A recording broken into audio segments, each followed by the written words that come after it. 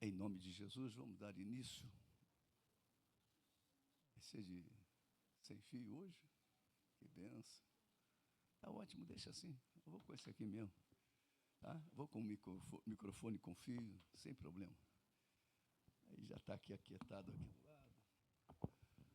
Amados, a paz do Senhor. Hoje nós vamos falar de coisas muito sérias, né, que envolvem o nosso dia a dia, envolve a nossa vida espiritual, envolve o nosso desenvolvimento, né? Como diz a palavra, né, que nós devemos desenvolver a nossa salvação com temor e tremor. Então, nós vamos falar hoje dos inimigos, né? Quando nós entregamos a nossa vida a Jesus, nós tomamos uma decisão de dar as costas para o sistema, né? Para o sistema que governa o mundo, né? E também para a nossa natureza terrena. Então, são dois aspectos, né, que a vida do cristão, ela se encaminha, né, para que você possa vencer, se tornar verdadeiramente um vencedor. Então, eu louvo a Deus por essa aula, que você possa fazer uso, né, daquilo que vai ser ensinado nesta noite. Muitas coisas que estão nesta aula se encontram também na apostila sobre cura e libertação de almas, né? Quando você estudar aquela apostila, aquele estudo que Deus me deu sobre cura e libertação de almas, você vai encontrar, né, muitas coisas que estão nessa lição de hoje ali, né? Principalmente quando se fala do inimigo chamado Satanás, o diabo, né? O enganador. Então, nós vamos sim, vamos falar. Aleluia. Fica mais fácil, né? Um microfone com fio, sem fio. Então, nós vamos dar início, vamos agradecer a Deus, Pai querido, Pai amado, em nome de Jesus. Pai, queremos, Pai, te agradecer por podermos aprender, crescer um pouquinho mais na graça e no conhecimento, e que nesta manhã, Pai, ó Deus, tu possas falar conosco, nos alertar, né? Principalmente alertar, para que nós possamos ficar atentos, Pai, com relação aos inimigos que se levantam contra a nossa vida, contra a nossa estrutura, como cristãos, como servos teus, em nome de Jesus. Amém, queridos? Aleluia. A aula de hoje, a aula número 5, os inimigos dos cristãos. O texto áureo está em Gálatas, capítulo 5, versículo 25 a 26. Nós sempre projetamos aqui na tela para facilitar e dar um andamento mais rápido. Você que está no cantinho, venha mais para o centro para poder participar, porque a projeção é que vai dar velocidade à aula, tá? Então você pode procurar um lugarzinho mais confortável para você participar da aula em nome de Jesus. Se vivemos no Espírito, andemos também no Espírito. Não nos deixemos possuir de vanglória, provocando uns aos outros, tendo inveja uns dos outros, né? Repara bem que o andar no Espírito é numa outra dimensão, né? Todos esses sentimentos mesquinhos da vida humana devem desaparecer da nossa vida, da nossa história. Então, se vivemos nele, foi nele que nós recebemos a vida, então nós devemos também andar nele. Amém, queridos? Então, esse é o segredo de hoje. Nós vamos agora para a verdade prática. Na jornada da fé, há inimigos que tentam nos atrapalhar. Então, nós vamos citar esses 3 inimigos, que fala do diabo, a carne e o mundo. Mas em Cristo somos mais que vencedores. Então, esses 3 inimigos aí nós temos que ficar atentos, tá, amado? Porque são inimigos que se levantam contra a nossa caminhada cristã, em nome de Jesus. Vamos ler alguns versículos para nos ajudar a compreender a lição de hoje. O primeiro está lá em realidade, a primeira é a realidade bíblica do inimigo de nossas almas. Mateus capítulo 13, versículo 39. Jesus fala a respeito dessa semeadura. O inimigo que semeou é o diabo. Ele está falando, né, da parábola em que ele fala de semeadura. Né? Então, ele aqui diz, a ceifa é a consumação do século, e os ceifeiros são os anjos. Então, ele está dizendo aqui que o inimigo que semeou é o diabo. Então, o diabo ele tem um poder de semear. Semear o quê? Contenda, discórdia, semear confusão, porque é o papel dele. O papel dele é nos tirar do foco, tá? Fazer com que você deixe de olhar para o autor e consumador da sua fé. Né? Lucas 11, 18 diz, se também Satanás estiver dividido contra si mesmo, como subsistirá o seu reino? Então, Satanás não está dividido, tá? O reino dele é um reino organizado e que eles têm objetivos. O objetivo dele é adversário da igreja, ele é o adversário da tua alma, da tua vida. Isto porque dizes que eu expulso os demônios por Belzebu. Né?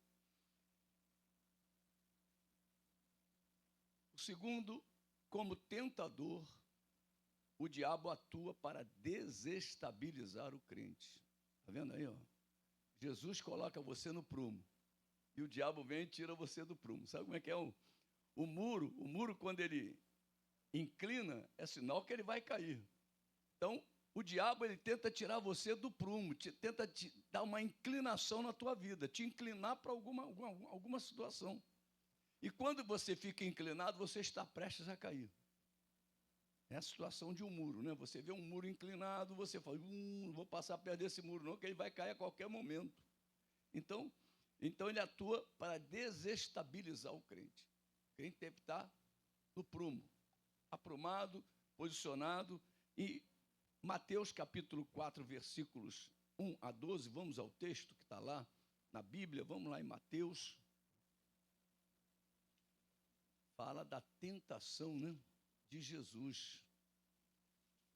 O diabo tentou Jesus de todas as formas, mas ele resistiu pela palavra. Diz assim a palavra do Senhor. A seguir, foi Jesus levado pelo Espírito ao deserto para ser tentado pelo diabo. Olha, o Espírito Santo levou e permitiu isso, para que Jesus pudesse nos dar essa vitória sobre o diabo. Quer dizer, Jesus foi tentado e venceu essa tentação. Então, ele nos ensina como nós devemos agir. Então, diz assim, e depois de jejuar 40 dias e 40 noites, teve fome. Então, o tentador, aproximando-se, lhe disse, se és filho de Deus, manda que estas pedras se transformem em pães. Jesus, porém, respondeu, está escrito, não só de pão viverá o homem, mas de toda palavra que procede da boca de Deus. Então o diabo o levou à cidade santa, colocou-o sobre o pináculo do templo e lhe disse, se és filho de Deus, atira-te abaixo, porque está escrito, aos seus anjos ordenará a teu respeito que te guardem, e eles te susterão nas suas mãos, para não tropeçares em alguma pedra. Respondeu-lhe Jesus, também está escrito, não tentarás o Senhor teu Deus. Levou ainda o diabo a um monte muito alto, mostrou-lhe todos os reinos do mundo e a glória deles, e lhe disse, tudo isto te darei, se prostrado me adorares. Então Jesus lhe ordenou, retira-te, Satanás, porque está escrito, ao Senhor teu Deus adorarás, só a ele darás culto. Com isso deixou o diabo, e eis que vieram anjos e o serviam. Amém? Louvado seja o nome de Jesus. Então nós vemos ali esse texto lindo. E o diabo, ele oferece coisas que ele possui. É interessante, né? Jesus não diz para ele, tu é mentiroso, os reinos não são teus. Ele não falou nada disso. Ele disse que ofereceria a Jesus coisas. Mas Jesus não tomou, vamos dizer assim, não deu muita conversa para ele, né? Está escrito, está escrito, está escrito. Então, a nossa boca deve profetizar, deve falar segundo os oráculos de Deus. Amém, queridos? É importante isso, você ter a palavra de Deus no teu coração, para que a tua boca possa expressar o que está cheio do teu coração. Então, aqui nós vemos esse texto muito rico, mostrando que o diabo é o tentador. E muitas vezes, né, o diabo vem com a permissão de Deus tentar a tua vida, como foi com Jesus, tá? Vamos lá. Rogério, ficou ruim aqui. Agora foi. Terceiro ponto, a realidade bíblica da carne como inimiga da jornada. Então, a carne é o inimigo que fica aqui dentro, né? É o que está com você o tempo todo. Está o Senhor e a carne, a natureza. Então diz assim, Gálatas 5,19, ora, as obras da carne são conhecidas, e são prostituição, impureza, lascívia, e vai embora por aí, tá? Se você quiser depois estudar, leia, porque ela fala de várias obras da carne, né? Em Gálatas 6,8 diz, porque o que semeia para a sua própria carne, da carne colherá corrupção. Porque a natureza humana foi corrompida. Então, se você colher de lá, você vai colher corrupção.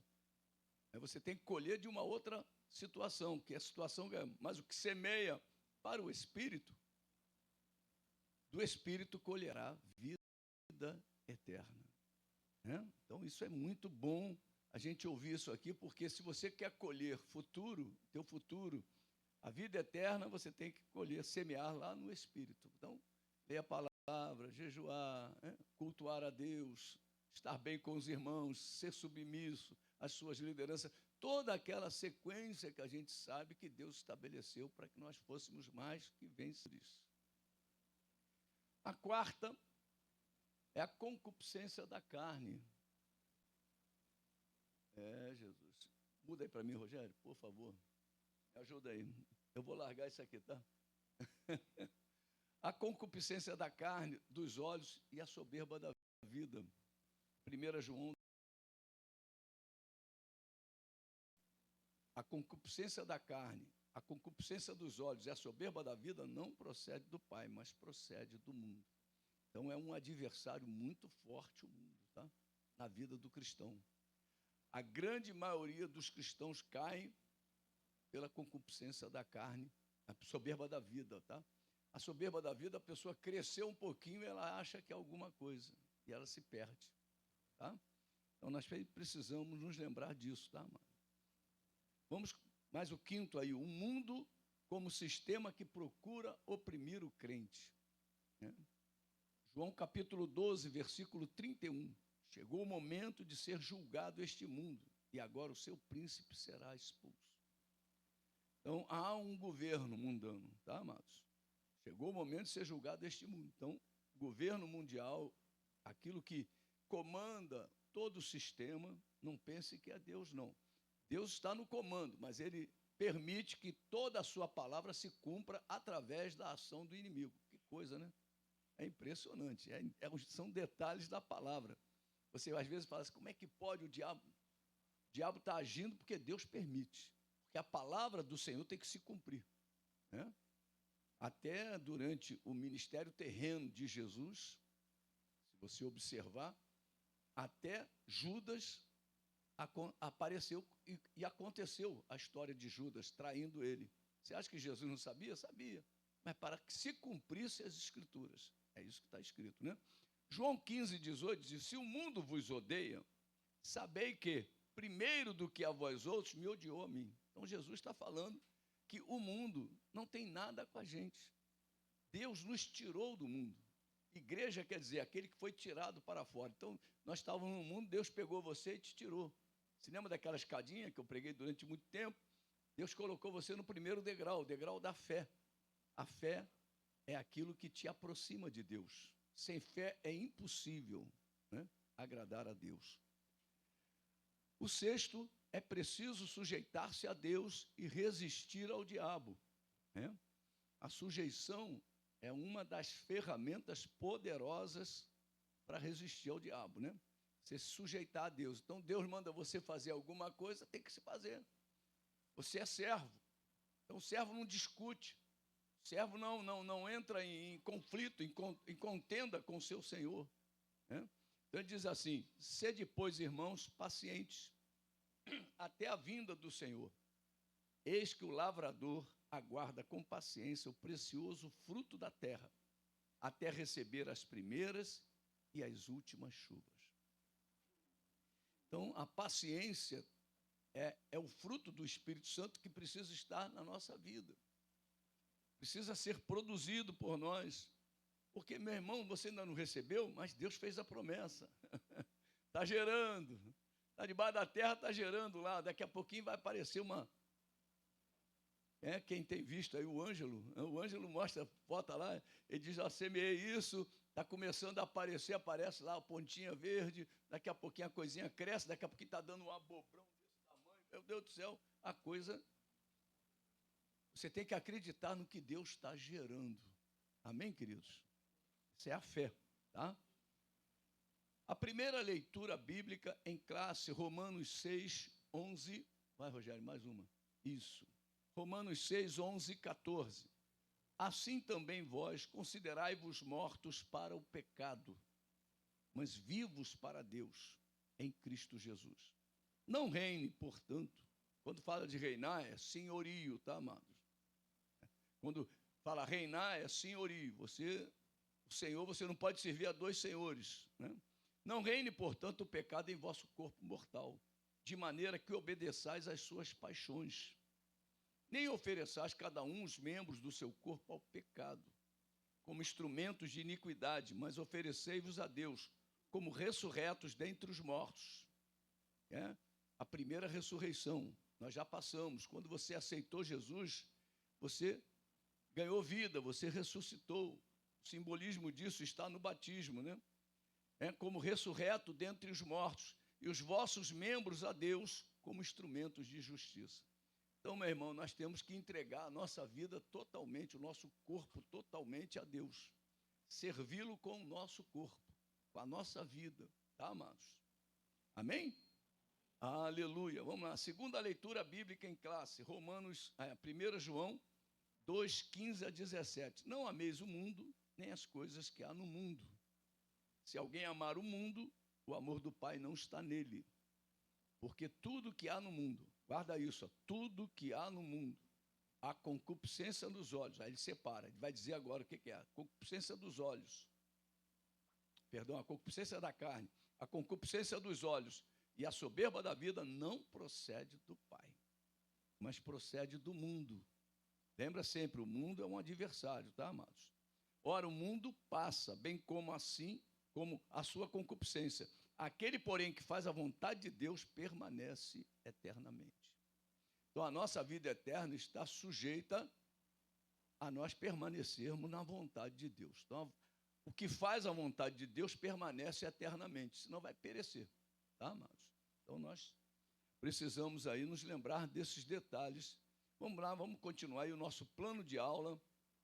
Primeiro ponto, a introdução. A palavra de Deus identifica 3 grandes inimigos que se colocam diante de nós ao longo da nossa carreira cristã: o diabo, a carne e o mundo. Por isso, nesta lição, estudaremos cada um desses inimigos, o conceito bíblico de cada um deles e como, do ponto de vista doutrinário, a Bíblia nos orienta a lidar com esses inimigos. Tá? Então, a Bíblia nos orienta. A orientação para vencer está na Bíblia, né? Não está no teu entendimento. Ponto 1, a introdução continua. Diante dessa nossa jornada para o céu, nos deparamos com esses 3 inimigos. Dessa forma, devemos estar biblicamente instruídos e espiritualmente preparados para enfrentá-los ao longo da caminhada com Cristo. Então, não é vencer um dia, vencer todos os dias, até a volta do Senhor ou até Ele nos chamar, tá, amados? Dentro do nosso plano de aula, o ponto 2, a apresentação da lição, nós vamos ver aí os objetivos da lição. A primeira parte da lição, o primeiro inimigo do cristão, o diabo. Segundo ponto, explicar o conceito bíblico da palavra carne. E o terceiro, apresentar o termo mundo, enfatizando os 3 níveis de vícios infames, de acordo com a lição. Tá? Vamos continuar. A motivação dessa apresentação da lição. Temos inimigos que nos atacam de maneira externa, o diabo e o mundo, estão do lado de fora. E um inimigo que nos afronta do ponto de vista interno, a carne. Ambos os inimigos constituem uma oposição que nos enfrenta tanto do ponto de vista externo quanto interno, tá? Quantas ciladas o inimigo já armou para nós? Quantas armadilhas o sistema do mundo planeja para nos afrontar? Quantas tentações por meio de pensamentos, sentimentos e vontades estão a todo tempo nos confrontando? A aula de hoje fala muito, né? Com cada um de nós. As pessoas não são os nossos inimigos. Então, isso fica bem claro. A palavra de Deus diz que o nosso inimigo, ele identifica. E ele diz, porque a nossa luta, Efésios 6:12, não é contra o sangue e a carne, e sim contra os principados e potestades, contra os dominadores deste mundo tenebroso, contra as forças espirituais do mal nas regiões celestes. Então, ele diz que a nossa luta não é contra pessoas, não é contra o sangue e a carne. E ele identifica que é um inimigo espiritual e um sistema também que governa o mundo. Aleluia. A divisão da aula de hoje. Aí nós vamos ver os inimigos do cristão. Primeira parte nós vamos falar, né? O inimigo do diabo. O segundo inimigo do cristão vai ser a carne. E o terceiro inimigo, o mundo. Na primeira parte nós vamos ver o diabo é real, a descrição de Satanás e a identidade do inimigo. Então ele disseca, né, o diabo. A segunda parte do inimigo cristão é a carne. Então nós vamos ver o conceito bíblico de carne, a carne no Novo Testamento, a perspectiva doutrinária da palavra carne. Então são aspectos interessantes da gente observar aí quando a pessoa está na carne. O que é isso? Eu estou na carne sempre, eu estou na carne. Mas essa carne aqui é uma. Mas tem vários tipos de carne que nós vamos estudar durante, né, a aula, em nome de Jesus. Terceira parte aí da aula, terceiro inimigo do cristão, o mundo. A perspectiva bíblica da palavra mundo, os 3 níveis de vícios infames e vencendo o mundo, tá, amados? Então, nós vamos aí falar disso aí e creio que vai ser uma bênção muito grande em nome de Jesus. Vamos para a introdução da revistinha.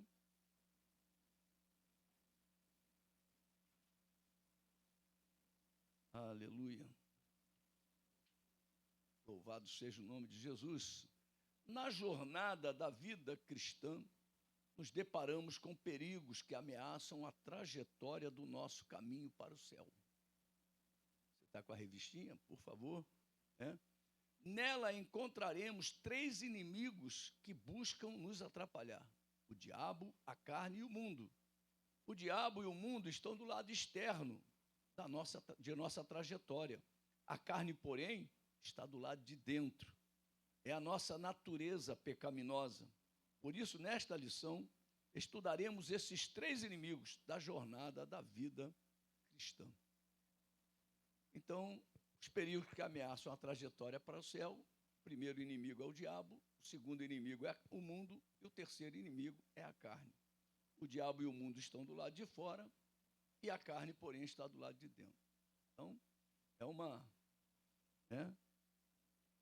uma área muito interessante a gente ver as adversidades na nossa caminhada até o céu. Primeira parte, o inimigo do cristão, o diabo. O diabo é real. A segunda parte aí que nós vamos ver, a descrição de Satanás e a identidade do inimigo. O diabo é real. Vamos lá na revistinha para ler. A existência do diabo como pessoa é descrita desde o primeiro livro da Bíblia.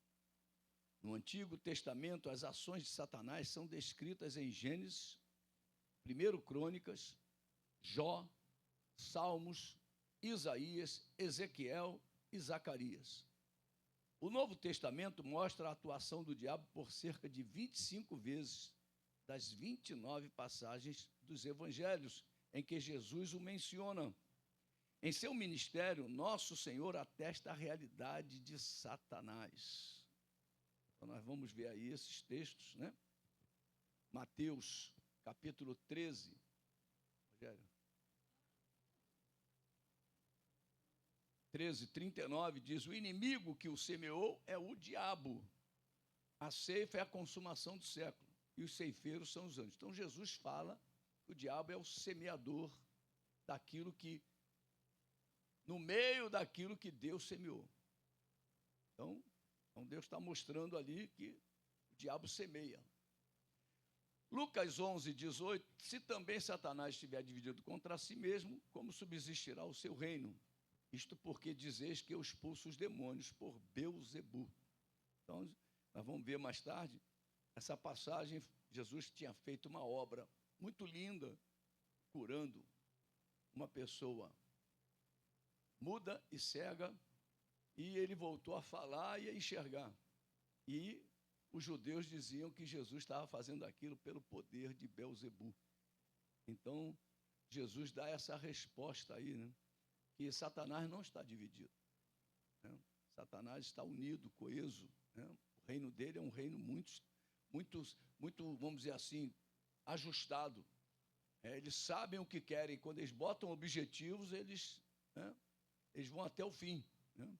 Então, que você possa ficar ligado aí com esse inimigo. Segundo, a descrição de Satanás. As Escrituras Sagradas descrevem Satanás como um ser espiritual que pertencia a uma ordem angelical dos querubins, sendo o mais exaltado deles. Em Judas, capítulo 9, por ele pertencer a uma ordem elevada, está registrado que o arcanjo Miguel contendeu com Satanás a respeito do corpo de Moisés, mas não ousou pronunciar juízo de maldição contra ele. De fato, Satanás é o chefe dos anjos caídos. Ele possui poder, porém suas ações estão limitadas, mas é visto como o Deus deste século, o príncipe da potestade do ar. Também podemos afirmar que Satanás é um ser que possui personalidade, ou seja, ele tem inteligência, raiva, desejos e vontade própria. Nosso Senhor considerava Satanás como uma pessoa e por isso usou pronomes pessoais para se referir a ele. Aleluia. Vamos dar uma olhada agora aí em alguns textos, né? Satanás era um querubim. O papel dos querubins era guardar o trono de Deus, tá? Esse é o papel dos querubins. Eles guardam o trono de Deus, né? Não sei se você se lembra quando o homem caiu, né? O jardim ficou protegido, um querubim com a espada ficou guardando o jardim, né? Está lá registrado lá em capítulo 3, né, de Gênesis, ao último versículo daquela que fala da queda do homem. Diz que um querubim, né, ficou ali guardando aquela área. Então, eles guardam o trono de Deus. Vamos lá rapidinho, abra sua Bíblia em Gênesis capítulo de número 3. Uma vez eu preguei sobre isso, e para você poder entrar, você tem que entrar na espada dele. A espada é a palavra, né? Você tem que, para não ser cortado por ela, você tem que entrar nela. Aí diz assim, ó, versículo 24. Olha lá, e expulso o homem, colocou querubins ao oriente do jardim do Éden e o refulgir de uma espada que se revolvia para guardar o caminho da árvore da vida. Está vendo aí? Então, os querubins guardam, protegem, né, o trono de Deus, a presença de Deus. Então, a espada, você entrou na espada, você está garantido que você vai acessar o trono de Deus. A espada é a palavra. Então, louvado seja o nome de Jesus. Ezequiel, capítulo 28, versículos 12 e 14, diz assim: Filho do homem, levanta uma lamentação contra o rei de Tiro e diz-lhe: assim diz o Senhor Deus, tu és o sinete da perfeição, cheio de sabedoria e formosura. Tu eras querubim da guarda ungido, e te estabeleci, permanecias no monte santo de Deus, no brilho das pedras andava. Então esse era Satanás, tá? Os querubins só têm o Senhor acima deles. Por isso que Satanás, que era um querubim, ele queria ser igual a Deus, ou até superior a Deus. Porque ele era, vamos dizer assim, o primeiro da sequência depois de Deus. Era um querubim. Então diz assim, e o arcanjo Miguel, quando contendeu com Satanás pelo corpo, não o repreendeu, porque o arcanjo, na hierarquia, ele está abaixo dos querubins. Então ele não podia repreender alguma coisa acima dele. Então que o Senhor te repreenda. Olha que coisa linda, né? A submissão estruturada, né? na hierarquia angelical. Diz assim, Judas 1,9 diz, contudo o arcanjo Miguel, quando contendia com o diabo e disputava a respeito do corpo de Moisés, não se atreveu a proferir juízo infamatório contra ele. Pelo contrário, disse, o Senhor te repreenda. Né? Então, mesmo uma pessoa que tenha um chamado e caiu, se lembra de Saul? A história de Saul é o maior exemplo. Davi respeitava ele, mesmo ele caído, mesmo ele perdendo a comunhão com Deus, mas ele era o ungido de Deus. Amém, queridos? Para você poder entender, porque aí abre o entendimento para muitas coisas que você lê na Bíblia. Por que Davi respeitava se ele era um cara que já estava desviado? Meu irmão, o dom é irrevogável. Então, respeite. Nunca se levante contra uma pessoa, mesmo que ele esteja caído. Né? Uma autoridade espiritual. Tá, amados? Em nome de Jesus. Satanás é o chefe dos anjos caídos. Possui poder, porém, suas ações são limitadas. Mas é visto como Deus deste século e príncipe da potestade do ar. Segundo aos Coríntios, capítulo 4, versículo 4, diz, nos quais o Deus deste século cegou o entendimento dos incrédulos, para que lhes não resplandeça a luz do evangelho da glória de Cristo, o qual é a imagem de Deus. Então, Satanás, ele cega o entendimento dos incrédulos. Por isso que a incredulidade não pode chegar na tua vida. Nós somos crentes, Jesus disse, né, que nós devemos ser crentes. Temos que acreditar na palavra de Deus, nós não podemos duvidar da palavra de Deus. Porque quando duvidamos, quando nos tornamos incrédulos, é Satanás que está agindo com a incredulidade na tua vida. Então, o espírito de incredulidade que está agindo na tua vida. Porque a nossa luta não é contra o sangue e a carne. Pô. Então, é o inimigo que cega o teu entendimento. E você acaba se tornando um incrédulo, em nome de Jesus, que isso não venha acontecer nas nossas vidas. Efésios 2:2, nos quais andastes outrora, segundo o curso deste mundo, segundo o príncipe da potestade do ar, era ele que governava nossas vidas, do espírito que agora atua nos filhos da desobediência. Então, quem é filho tem que obedecer. Nós nos tornamos obedientes em Cristo. Obedientes a quê? A palavra. Então, nós temos que nos sujeitar à palavra. Toda vez que você se rebela contra a palavra, você está sendo guiado pelo príncipe da potestade do ar, Satanás. Amém, queridos? Para você poder entender. Porque, bom, meu irmão, as pessoas às vezes tomam posições, acham que é meu entendimento. Não, meu irmão, Satanás está embotando a tua mente. Satanás é que está tentando tirar você do foco. E cabe a você se sujeitar à palavra de Deus e resistir a ele, em nome de Jesus. Vamos continuar. Satanás possui uma personalidade, ele é inteligente. Né? A palavra chama ele até de sábio, sabedoria. Né? Capítulo 11 de 2 aos Coríntios, versículo 3. Mas receio que assim como a serpente enganou a Eva com a sua astúcia, assim também seja corrompida a vossa mente, se aparte da simplicidade e pureza devidas a Cristo. Então ele sabe como trabalha. Ele sabe como te pega, vamos dizer assim, tá? Ele sabe o teu ponto fraco, ele conhece tudo, porque ele é um espírito. Você não o vê, ele não habita em você, porque quem está habitando em você é Jesus, mas ele vem e trabalha para que você possa. Agora, a Bíblia também fala, não dê lugar a ele. Ele não perde oportunidade. Ele é raivoso. Olha, ele é raivoso, ele tem raiva, iracundo, né? Olha, meu irmão, quando você ficar com raiva, vigia, hein? Vigia, porque o inimigo está começando a usar a tua vida, né? Apocalipse 12, 17, irou-se o dragão contra a mulher e foi pelejar com os restantes da sua descendência, os que guardam os mandamentos de Deus e têm o testemunho de Jesus, e se pôs em pé sobre a areia do mar. Então o dragão foi contra a mulher, foi pelejar com os restantes da sua descendência, né? Que descendência é essa? É os que guardam o mandamento de Deus. Aleluia. Márcio, liga esse ar aqui para mim. Está um calor aqui. Aleluia. Por favor. Ele tem desejos. Olha lá. Lucas 22, 31. Olha o desejo dele de peneirar Pedro aí.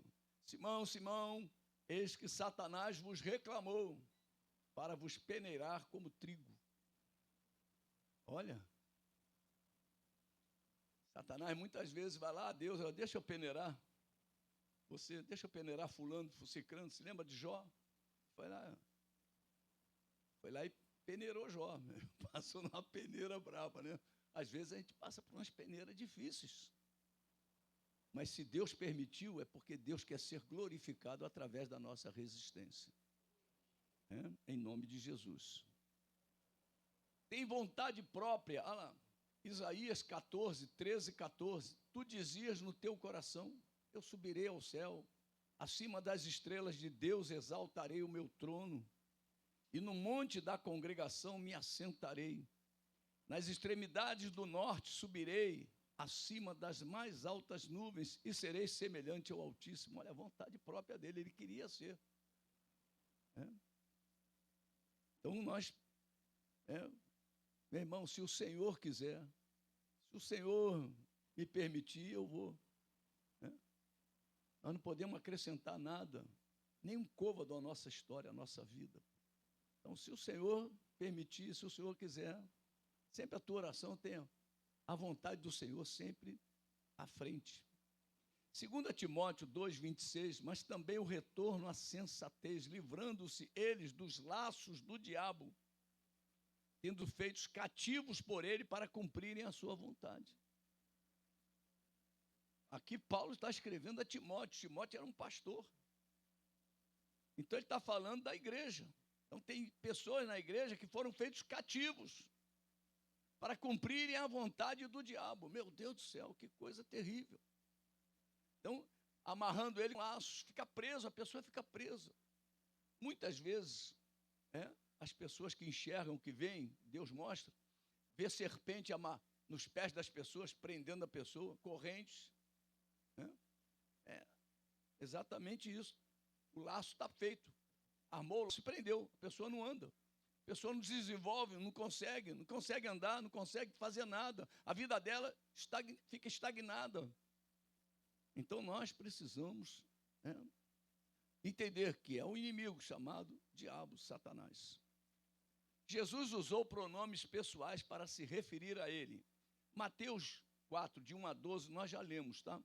Aliás, de 1 a 11. Mas, em Jó, capítulo 1, vamos lá em Jó. Nós já lemos já Mateus, vamos lá em Jó. Jó, capítulo 1. De 1 a 6. É um textozinho aqui. Diz assim: havia um homem na terra de Uz, cujo nome era Jó, homem íntegro e reto, temente a Deus e que se desviava do mal. Nasceram-lhe 7 filhos e 3 filhas. Então ele tinha 10 filhos, tá? Possuía 1.000 ovelhas e 3.000 camelos, 500 juntas de bois e 500 jumentas. Era também muito numeroso o pessoal ao seu serviço. De maneira que este homem era o maior de todos os do Oriente. Meu Deus, o homem era rico, né? Seus filhos iam às casas um dos outros e faziam banquetes, cada um por sua vez, e mandavam convidar as suas 3 irmãs a comerem e beberem com eles. Decorrido o turno de dias de seus banquetes, chamava Jó a seus filhos e os santificava. Levantava-se de madrugada e oferecia o holocausto, segundo o número de todos eles, pois dizia: talvez tenham pecado os meus filhos e blasfemado contra Deus em seu coração.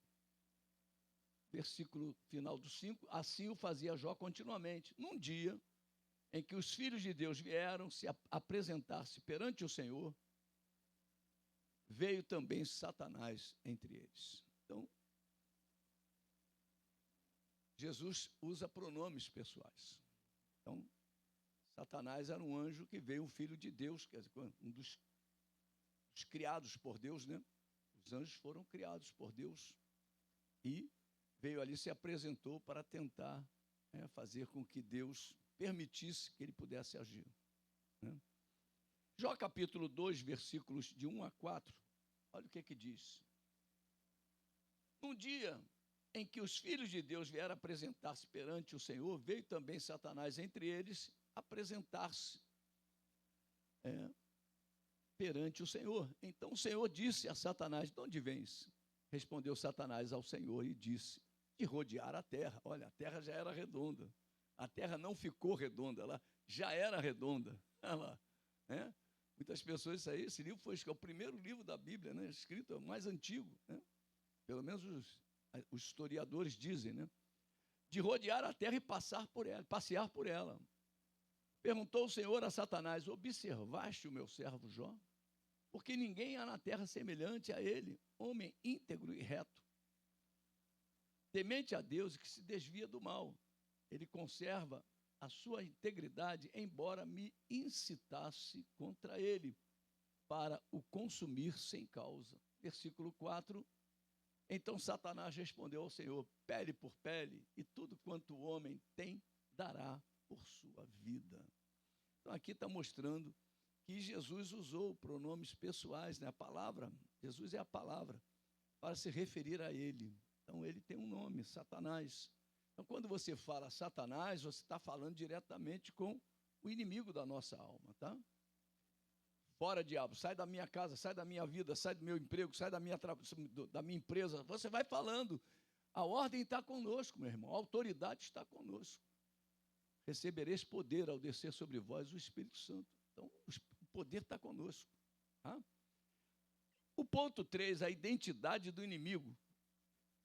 Vamos ler aí na revista a identidade do inimigo. Podemos conhecer o inimigo por meio dos nomes que a Bíblia usa para descrevê-lo. Serpente refere-se à sua sagacidade e astúcia. Satanás, mencionado 52 vezes, adversário ou opositor. Diabo aparece 35 vezes, acusador, maligno, revela o seu caráter. Dragão vermelho revela a sua ferocidade. Tentador, a ação tentadora no campo da mentira e da imoralidade. Enganador, Belzebu, chefe dos demônios. Belial, pessoa má, sem valor. Esses nomes revelam uma natureza cruel, perversa e destruidora do nosso inimigo. Aleluia. Aí você vê alguns nomes aí, né, que nós citamos. Eu vou só botar ele aqui em sequência. Tem 9 nomes aí, interessantes. Bota lá, Rogério. Olha lá. Primeiro, a serpente refere-se à sua sagacidade e astúcia. Satanás, o adversário, o opositor. Diabo, acusador. Maligno, revela o seu caráter. Dragão vermelho, a sua ferocidade. Muitas pessoas falam: pastor, isso aí é figurativo. Não é não, meu irmão. Lá no início da nossa igreja, a igreja era lá em casa. E durante o dia que não tinha culto, era a nossa casa. Então, lá nos fundos da casa tem a máquina de lavar, tem a corda de pendurar a roupa. Então, assistiu, foi lá para trás. Quando chega lá atrás, ela fala: Jô, vem cá. O que é, assistiu? Tem um dragão aqui atrás. Ela via, Deus mostrava, não foi? Um dragão. Meu Deus. aonde a igreja se reunia, na casa do pastor, um dragão deitado. O inimigo, olha lá, estava feroz, olha, revela a sua ferocidade. Então o dragão revela isso, ele está feroz com a tua vida. Por quê? Porque você está obedecendo. O inimigo se levanta, às vezes aí você vê Deus te abre os olhos para você ver, você pensa que é alguma coisa que está errada na tua vida. Não, meu irmão, é que ele está feroz com a tua posição. Ele está zangado com o que você tem feito para Deus. Entende? Então, tentador na mentira, na imoralidade, enganador, Beelzebul, chefe dos demônios, Belial, uma pessoa má, sem valor. Filho de Belial. Né? Então, uma pessoa má, uma pessoa sem valor. Né? Então, a gente sempre lê na Bíblia, então a gente começa a entender essas características desses nomes. Né? Então, você está encontrando oposição, adversário, repreende Satanás. O nome é Satanás. Você está sendo acusado, é o diabo. Diabo, sai da minha vida. Diabo, eu te repreendo em nome de Jesus. Então, o nome dele é serpente, é referente à sagacidade, à astúcia. Você está vendo que tem coisas, estão se tramando coisas contra você, meu irmão. Repreende a serpente. Então, são os nomes que Deus revela, né, na sua palavra, em nome de Jesus. Amém, queridos? Demônios. Aí está pequenininha a letra, mas vamos lá. Os demônios são seres que têm personalidade e inteligência. Como membros do reino de Satanás, eles fazem parte de um império maligno, altamente organizado, que tem autoridade sobre as potestades do ar. Como agente da promulgação dos propósitos de Satanás, os demônios são inimigos de Deus e dos seres humanos. Os espíritos demoníacos são completamente malignos, não tem nada de bom nele. Aquele centro ali faz o bem, nada disso. Aquela igreja ali, a idólatra, faz o bem. Não. Meu irmão, são totalmente malignos, mal intencionados e estão sob a autoridade de Satanás. A fim de vencer os esquemas e as tentações de Satanás e suas forças demoníacas, os cristãos devem travar uma contínua guerra espiritual contra eles, tá, amados? Então, nós precisamos conhecer as armas espirituais. Então, o conselho que o pastor te dá é, se você tiver a oportunidade, estude lá no site da igreja, tem lá a Batalha Espiritual. Está lá, vai estudar sobre as armas espirituais para que você possa vencer o inimigo em todas as suas esferas. Demônios e as doenças e enfermidades. Então, nós vamos agora falar. Os demônios podem causar doenças físicas ao corpo humano e enfermidades, embora não possa ser afirmado de maneira nenhuma que toda doença e enfermidade seja um resultado de espíritos malignos, tá? Mateus 9, 32, 33, ao retirarem-se eles, foi-lhe trazido um mudo endemoniado. E expelido o demônio, falou o mudo. E as multidões se admiravam, dizendo, jamais se viu tal coisa em Israel. Uma vez eu fui orar uma mulher, e na hora que eu estava orando ela, o diabo falou, incorporou lá, manifestou, e o diabo falou, eu sou um câncer, eu estou no útero dela. Falou assim mesmo. Falei, então tu vai sair agora em nome de Jesus. Saiu. Eu perguntei para ela, vem cá, tu tem alguma coisa no útero? Ela falou assim, eu estou me tratando no INCA, eu estou com câncer. Eu falei, então vai lá, procura esse câncer que eu acho que ele foi embora. Aí ela foi fazer exame, dias depois, semanas depois, ela veio com o resultado dizendo que não tinha mais nada. Então, meu irmão, é isso aqui, o demônio foi expelido e o cara passou a falar. O demônio foi expelido e o útero dela ficou curado. Entende? Então, são demônios que produzem enfermidades. Mateus 12, 22, então lhe trouxeram um endemoniado, cego e mudo. Olha aí, ó. É que às vezes a gente fica acanhado, meu irmão. Entra uma pessoa com uma deficiência e você vai falar, sai dele, diabo da cegueira. Aí o cara falou, eu nasci assim. Meu irmão, esse também nasceu assim. Ou a gente tem fé no que a palavra fala e bota em prática, ou a gente vai ficar fazendo a coisa que não funciona.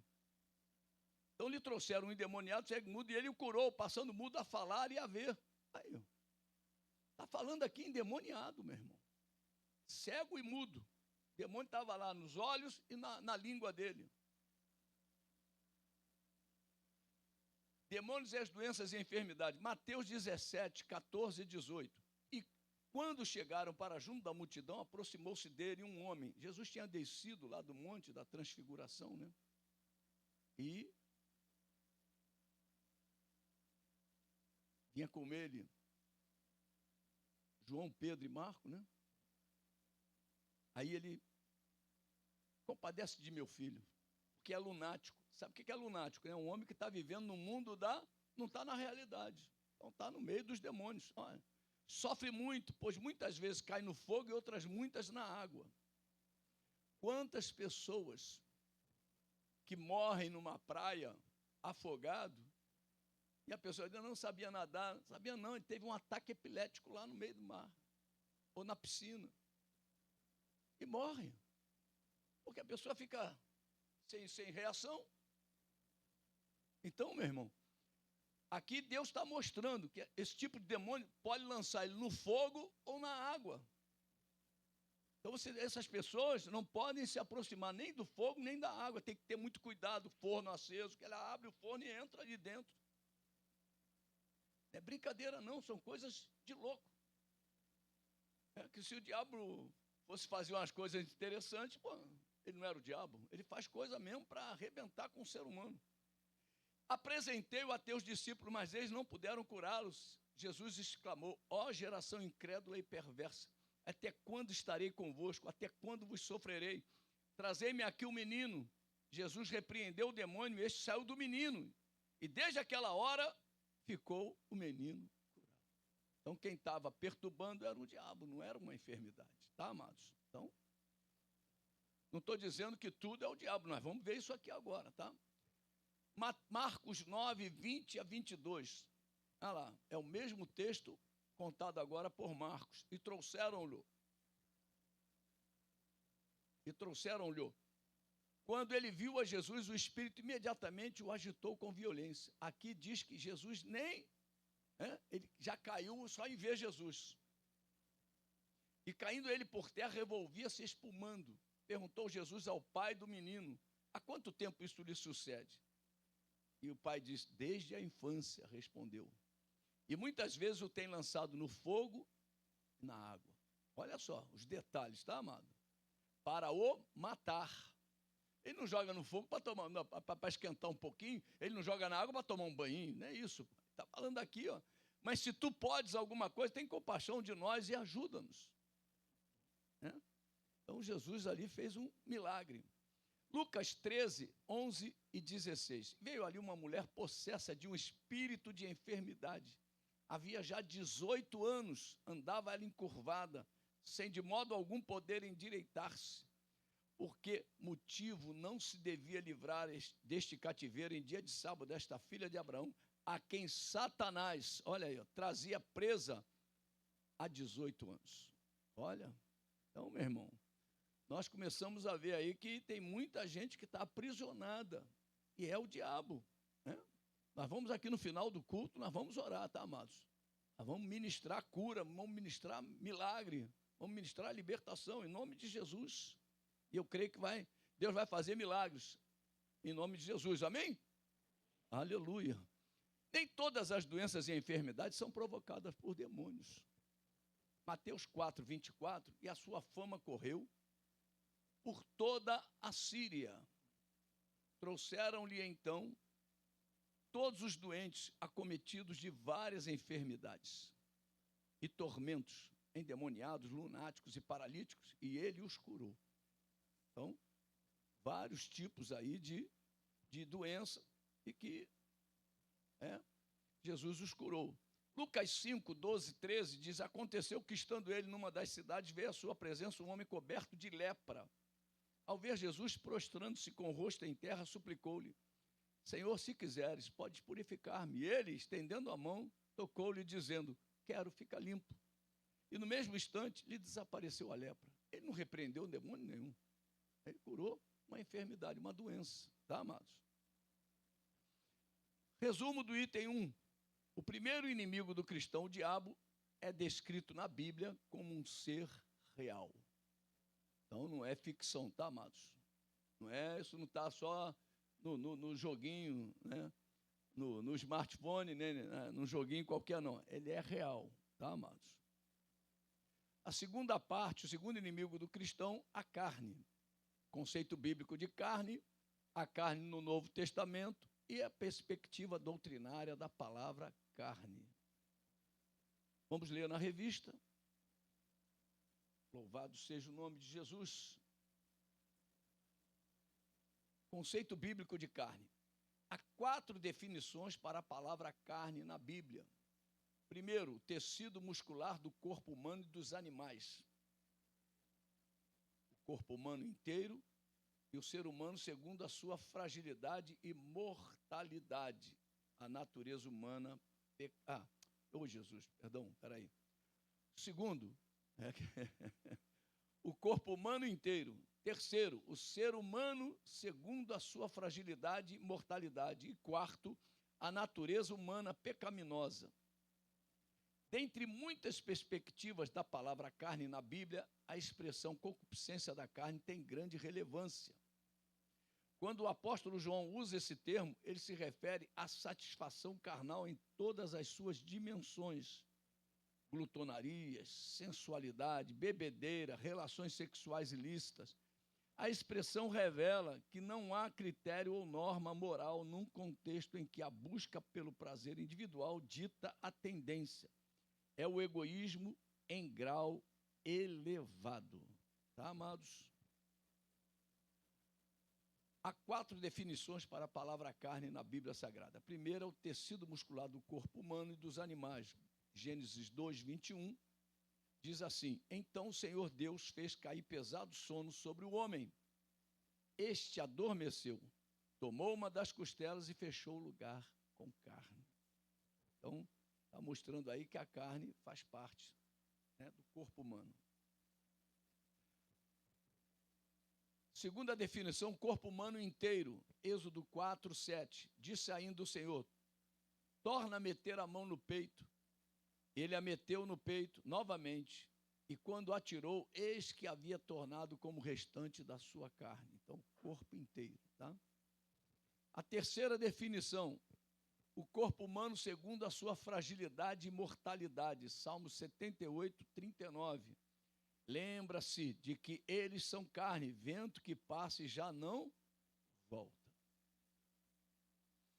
A quarta definição, a natureza humana pecaminosa. Gálatas 5,19. Ora, essa área aí é que Deus abre para nós o entendimento, tá? Quando você se converte, você começa a entender essa área. Gálatas 5,19, ora, as obras da carne são conhecidas e são prostituição, impureza, lascívia, aí vem uma lista grande, tá? E Gálatas 6,8 diz, porque o que semeia na sua própria carne, para a sua própria carne, da carne colherá corrupção. Mas o que semeia para o Espírito de Deus, para o Espírito do Espírito, colherá vida eterna. Louvado seja o nome de Jesus. Então, a natureza humana, você pode colher corrupção ou colher vida eterna. Você vai escolher, né, se você vai colher da própria carne ou vai colher, vai semear no espírito, né? Você vai semear na própria carne ou vai semear no espírito. Se semear na carne, colhe corrupção. Se semear no espírito, colhe vida eterna. A palavra concupiscência pode ser traduzida por desejos desenfreados. É a satisfação carnal em todas as dimensões. Existe uma palavra que resume bem isto: hedonismo. O hedonismo defende a busca pelo prazer como finalidade última da vida a ser alcançada pelo homem. Então, o homem quer prazer o tempo todo, né? Meu Deus é o prazer. Então, não há critério ou norma moral num contexto em que a busca pelo prazer individual dita a tendência. É o egoísmo em seu grau elevado. Tá? Então, o egoísmo na vida do homem, em grau elevado, é o hedonismo. Tá? 2.2, a carne no Novo Testamento. Vamos ler lá na revista.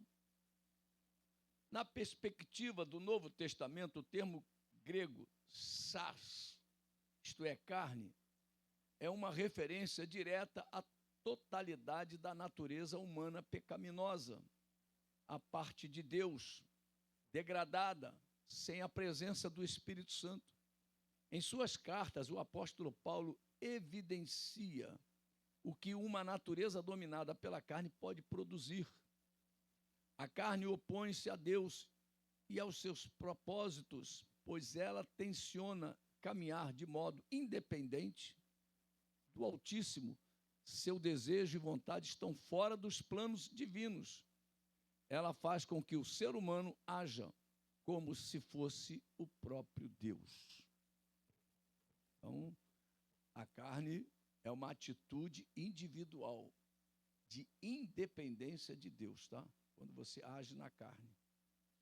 Gálatas 5, 19 e 21 diz: ora, as obras da carne são conhecidas e são prostituição, impureza, lascívia, idolatria, feitiçarias, inimizades, porfias, ciúmes, iras, discórdias, dissensões, facções, invejas, bebedice, glutonarias e coisas semelhantes a estas, a respeito das quais eu vos declaro, como já outrora vos preveni, que não herdarão o reino de Deus os que tais coisas praticam. Meu irmão, essa é uma carta para a igreja. Então, tem crente que está na igreja e que está praticando isso, e o que acontece? Não vai herdar a vida eterna. Ele pensa que vai, ele pensa que está salvo, mas não vai estar salvo. Ele pode até declarar a salvação, mas ele não está salvo, ele vai perder, ele não vai. Não herdarão o reino de Deus. Meu Deus do céu, quem está falando aí não sou eu, é a palavra, tá, amados? Então, nós precisamos vigiar com relação às obras da carne, tá, amados? Colossenses 3, 5 a 9. Fazei, pois, morrer a vossa natureza terrena, prostituição, impureza, paixão lascívia, desejo maligno, avareza, que é a idolatria. Por estas coisas é que vem a ira de Deus sobre os filhos da desobediência. Ora, nessas mesmas coisas andaste vós também no outro tempo, está falando com a igreja, quando vivias nelas. Agora, porém, despojai-vos igualmente de tudo isto: ira, indignação, maldade, maledicência, linguagem obscena do vosso falar. Não mintais uns aos outros, uma vez que vos despistes do velho homem com seus feitos. Então, meu irmão, é uma nova vida que o cristão tem que viver, porque senão ele tá na igreja, mas ele não vai subir, ele não vai herdar a vida eterna, né? Porque ele não quer se sujeitar. Ele optou por andar segundo o seu entendimento. 2.3, a perspectiva doutrinária da palavra carne. Doutrinariamente, a carne é a natureza humana depois da queda de Adão. Como vimos, a expressão carne pode ser usada para se referir ao corpo humano, mas também à natureza pecaminosa. Nesse sentido, embora uma mesma palavra possa trazer sentidos diferentes, não há razão de confundir-se entre carne como corpo e carne como natureza pecaminosa, pois o que é produzido pela natureza pecaminosa logo é reconhecido, como, por exemplo, a idolatria é uma obra da carne, ou seja, da natureza humana pecaminosa. Louvado seja o nome de Jesus. Quanta coisa nós estamos hoje abrindo mais o entendimento. Doutrinariamente, a carne é a natureza humana depois da queda de Adão. A carne tratada como corpo, 1 Coríntios 15, 39, nem toda a carne é a mesma. Porém, uma é a carne dos homens, outra é a carne dos animais, outra é a carne das aves, outra dos peixes. Então, aqui está falando da carne no corpo, tá? A carne tratada como natureza pecaminosa, Romanos 8, 6. Porque o pendor da carne, né, dá para a morte, mas a do espírito para a vida e paz. Atos da natureza pecaminosa e o fruto do espírito. Não há passagem na Bíblia que mostre um contraste mais claro entre o modo de vida dos crentes cheios do Espírito Santo e o das pessoas ainda controladas pela sua natureza pecaminosa. Paulo comenta as diferenças gerais dos modos de vida, enfatizando que o Espírito de Deus está em guerra contra a natureza humana pecadora. Paulo também incluía uma lista específica, tanto dos atos da natureza pecaminosa, rebelde, desafiadora a Deus, como os frutos, os traços de caráter, os efeitos do Espírito de Deus. Mais um pouquinho, Rogério. A natureza pecaminosa ou a carne indica a natureza humana, com os seus desejos corruptos e a sua tendência de desafiar a Deus e seguir o seu próprio caminho. Os que seguem as tendências e os comportamentos da natureza pecaminosa não podem fazer parte do reino de Deus. Por esse motivo, é preciso resistir a essa natureza pecaminosa e matá-la, né? Às vezes a gente vê louvor aqui que diz matar a carne, né? As irmãos louvam aí. Né? Espiritualmente falando, você tem que, né, por meio de uma contínua batalha espiritual que o cristão deve travar e vencer pelo poder do Espírito Santo. Meu irmão, não é um momento, é a vida toda. É uma guerra que Deus permite, e nos dá a vitória em Cristo, né, para que nós possamos, naquele dia, cantar o hino da vitória, vê-lo como Ele é, tá, amados? Então, resista. Você tem que fazer morrer, como diz lá Colossenses, fazer morrer a sua natureza terrena. Não é fácil, não é fácil. Você tem que ir quebrando, você tem que ir quebrando essa casca dura, né, que é a nossa vontade, né? Tem que ir quebrando, não é fácil. Você vai se sujeitando e resistindo ao diabo, e ele vai fugindo de você, essas coisas vão desaparecendo da tua vida, né? Mas precisa tomar as atitudes que Deus determina em nome de Jesus. Resumo do item 2. O segundo inimigo do cristão, a carne, pode se referir ao corpo, mas também à natureza caída. Louvado seja o nome de Jesus. Nós vamos agora para a última parte. Terceiro inimigo do cristão, que é o mundo. A perspectiva da palavra bíblica, né? Mundo. 3 níveis de vícios infames e vencendo o mundo. A primeira parte aí, perspectiva da palavra bíblica da palavra mundo. Há 5 conotações bíblicas para a palavra mundo. A primeira, a terra. Segundo, o conjunto das nações conhecidas. Terceiro, a raça humana. Quarto, o universo. Quinto, os que se opõem a Deus. Estão no mundo, né? A gente muitas vezes lê na palavra, né? Deus amou o mundo de tal maneira. O que é isso aí? São os que se opõem a Deus. Deus os ama, mas Ele deu Jesus, então a pessoa tem que receber Jesus. De modo geral, esses têm o diabo como chefe e vivem na impiedade. De modo geral, a Bíblia usa a palavra mundo para descrever 2 grandes realidades: o planeta Terra, em que habitamos, as pessoas que vivem de maneira independente de Deus. São as 2 maneiras aí que Deus descreve, né? A passagem de 1 João 2,15, quando diz para não amarmos o mundo, a ideia é a de uma sociedade separada de Cristo e que se manifesta contrariamente a Deus, pois está dominada pelos vícios mais infames e cujas ações não condizem com a vontade de Deus. Na epístola, esses vícios são classificados em 3 níveis: concupiscência da carne, concupiscência dos olhos e a soberba da vida. Aleluia. Vamos aí adentrar, né, nesses contextos bíblicos aí. 5 conotações bíblicas para a palavra mundo. A primeira é a terra, Salmo 24:1. Ao Senhor pertence a terra e tudo que nela se contém, o mundo e os que nele habitam.